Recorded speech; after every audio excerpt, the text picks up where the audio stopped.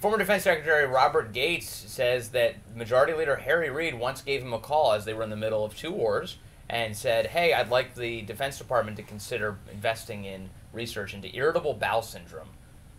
And Robert Gates said, I didn't know whether to laugh or cry. Well, obviously Harry Reid was just asking for a friend.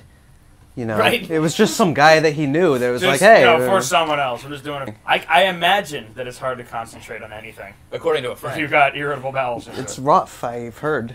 I don't want my Senate Majority Leader dealing with that every day.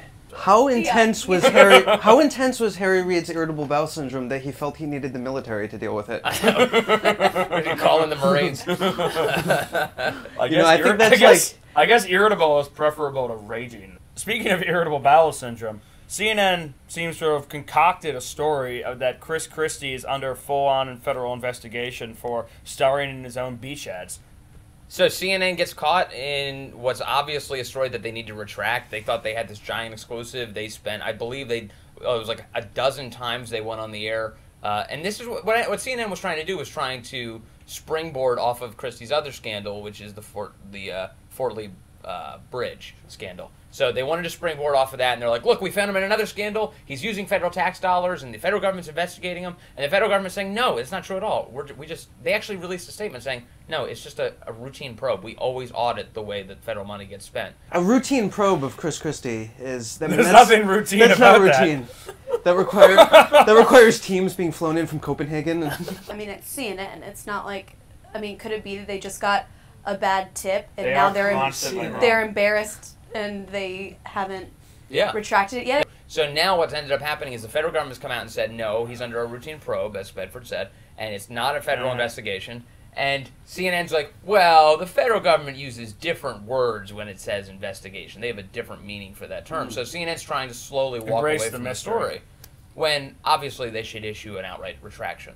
Our national treasure, Seinfeld's Elaine, was seen smoking an e-cigarette at the Golden Globes this week, and Dick Durbin, a big proponent of medical marijuana, wrote a big letter just whining and complaining and said, like, you know, won't somebody please think of the children? Yeah. First of all, everyone knows that smoking makes you look cool. Right. So these